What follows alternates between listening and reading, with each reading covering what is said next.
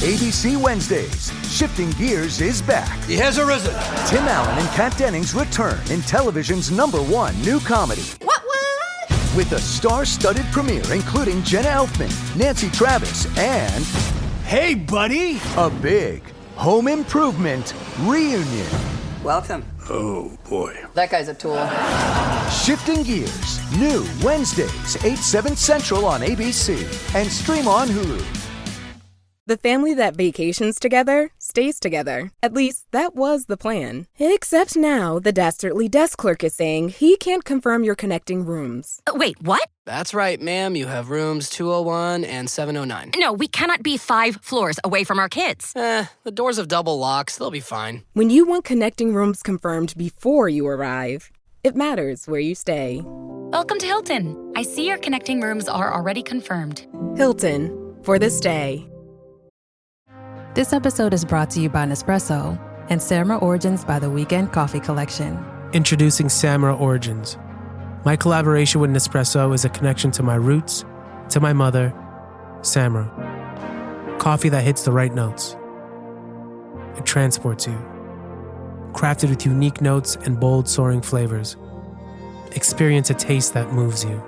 Nespresso and Samra Origins. Discover more at Nespresso.com.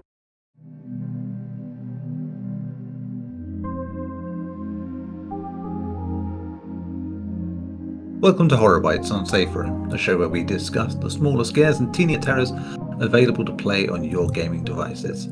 Every week we pick 1 or 2 bite-sized horror games and have a suitably short and sweet chat about them.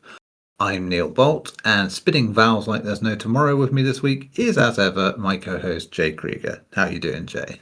Hey, I'm doing very well. I'm just trying to conserve my oxygen this week as usual. That's it. And before we go diving into this week's game, if you do like the sound of what we've played, the show notes include a link to the game that we discussed. And as ever, if you enjoy it, please consider supporting the developer by donating, wishlisting future projects, or just sharing the word, because it all helps in building the next generation of horror game developers. So, getting into it now. For this week's pick, Jay takes us under the sea where the pressure is on. Jay, tell us all about Watertight. Yeah, this week's pick deserves a huge shout out to a friend of the show who you'll be able to hear in a couple of weeks when we chat about Chronos the New Dawn, that being Aaron Boehm, who messaged us about this game. And, he kind of knows our predilection for aquatic horror, right? Whether bite-sized or otherwise. And he definitely recommended one that I think clicked in a way that really utilized that subgenre to the best of its ability, and at the same time, utilized one of our favorite design aspects, which is single location horror, especially for a horror bite. So Watertight is from developer Tiny Studio, and it follows naval architect Morgan Spedden, whose lifelong obsession with finding the wreckage of the Titanic takes a terrifying turn when his submarine becomes disabled, and it's up to the player to fix the life support system lest they wish to join Morgan in the permanent residence of the ocean floor. So as I mentioned, first and foremost, you notice right away in this game that it is basically one giant hallway. That's what you're able to explore for the submarine. And there's various life support systems, whether it's the lights, whether it's these valves that you have to turn to basically kickstart what I believe is the oxygen system. And then, you might have to press a few bits and bobs and buttons on some things to keep the ship, or the sub rather, from, completely going kaput. And then, as we said, sealing Morgan's fate in the ocean floor. But I suppose before I get into the aspects of this that maybe didn't necessarily work for me, I think what I liked the most and what was most surprising about Watertight was that this is a game that has a pretty unique narrative to it. And I think that for such a short period of time, it tells that narrative in a really effective way. So the one bit of backstory that you get about Morgan is the fact that this lifelong obsession with finding the Titanic wreckage stems from him as a child surviving that disaster. Yeah. And so it really is one of these types of narratives that speaks to some type of obsession that's informed with one's own, trauma and an event in that regard. And I know that exploring a protagonist's trauma is that you hear that all the time with horror games or films for that matter these days. But I think that for this being such a short experience, it takes about 30 minutes, if that, to complete. They do it in a way that doesn't feel too overbearing, but it really does inform the little emotionally charged moments that pop up, primarily towards the end of the game. There's a first little inkling of it.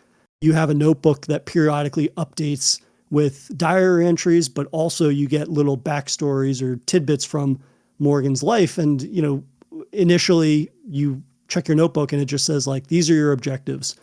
And then you check in, you get a diary entry. And then the third thing you get is basically a letter from his daughter that is clearly at this time a child.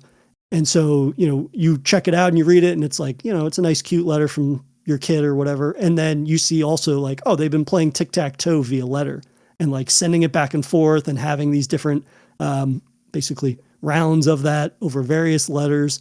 And like, that's the first little sort of breadcrumb that humanizes Morgan.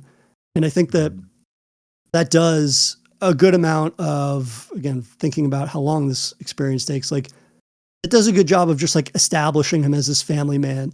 And more importantly, I think it shows the player early on that like this obsession is costing him more than he realized initially when he was doing this, right? And it's like, oh, what is it? The cost is not being there with your kids when they're growing up and whatnot, and raising your kids.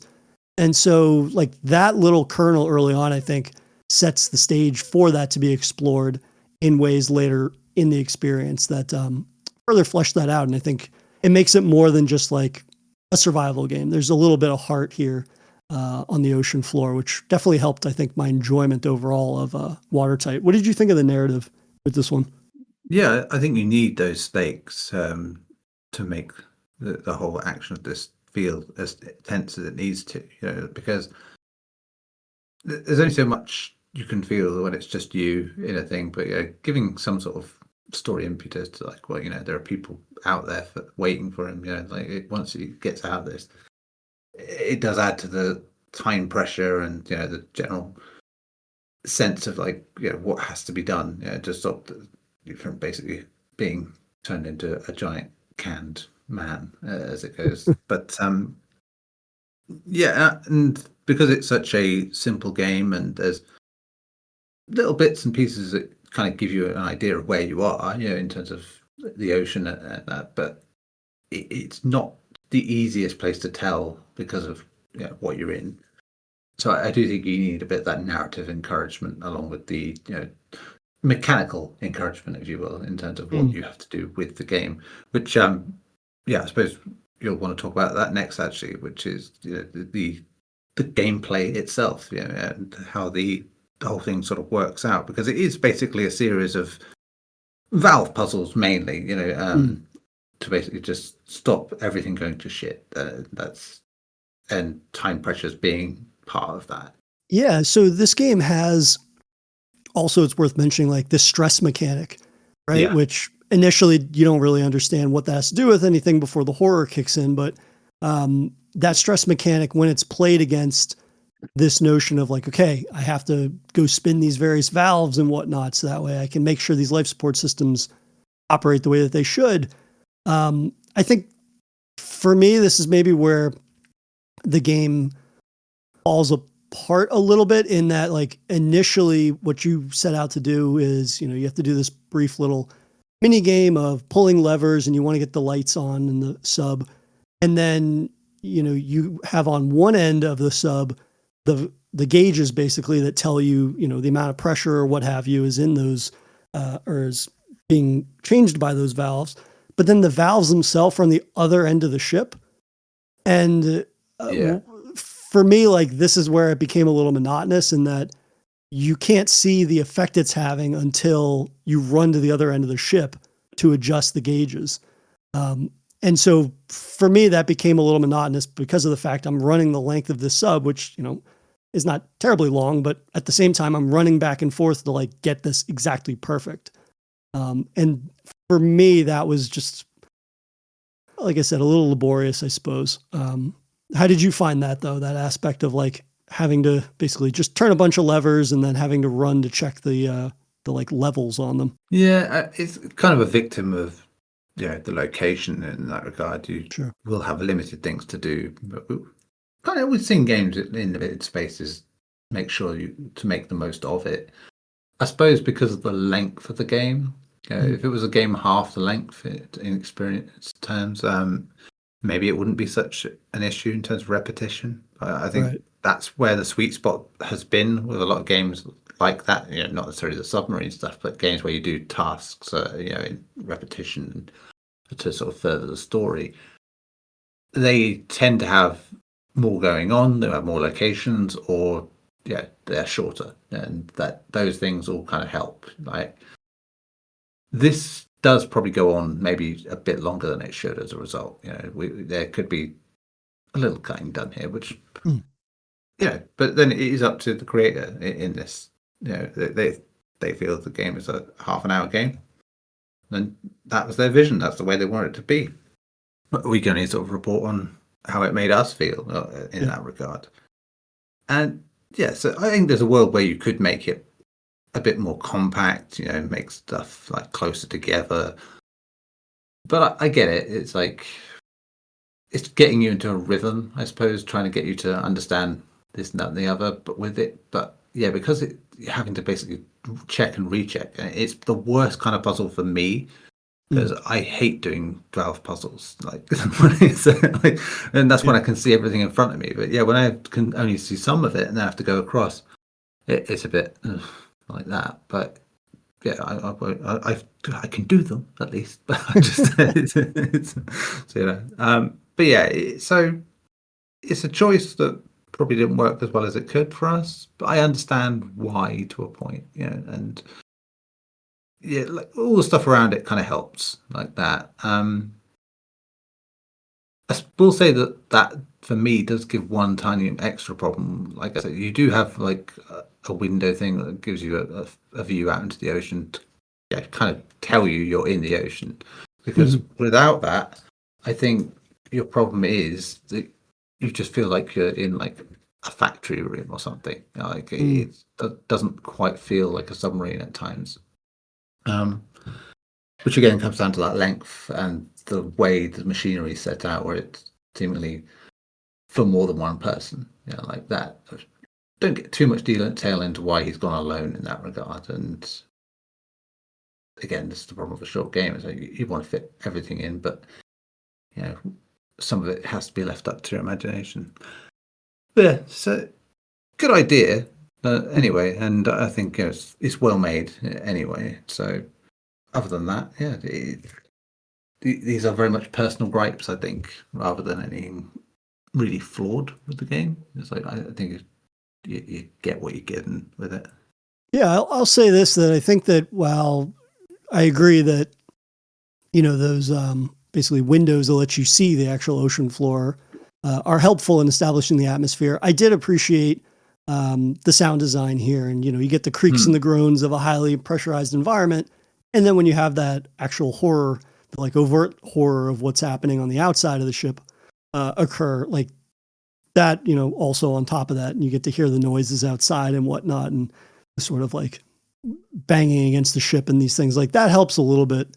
But at the same time, like we said, the sort of short length and the single location setting maybe doesn't, like it being as short as it is doesn't aid that single location setting aspect of it. I also, I guess for me, like the stress mechanic didn't end up really adding anything in that regard for me. Which, you mentioned it again, I've forgotten again. So it's like, exactly. I mean, there's the thing, like, and I don't think that any of this means like, this is any of those concepts or aspects of design are like ill-conceived or anything like that. We've seen them before, and they work as as they're advertised, I suppose, to a degree. But it's just one of those things where this might have been an instance of a horror game that I actually wish had been longer. I wish it had been, 90 minutes. And so that way you could explore more of the aspects that worked for me, which were the narrative.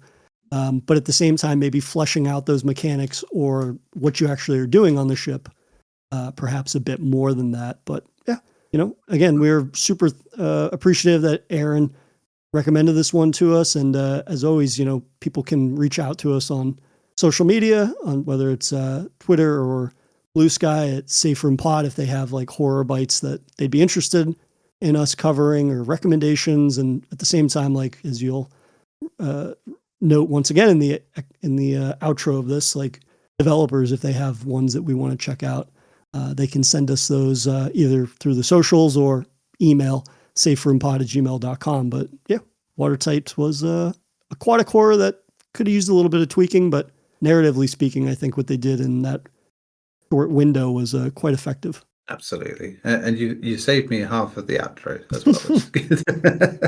It seemed fitting, so. Yeah. But yeah, so as Jay said, if you do, of course, have your own sort of, even if it's not your own, it's just something you want to recommend, you can go to our email address and send us there, or on Blue Sky, which Jay will tell us as well. Blue Sky again, saferoompod@gmail.com. So yeah, many thanks, and we will be back with more small-scale horror next week.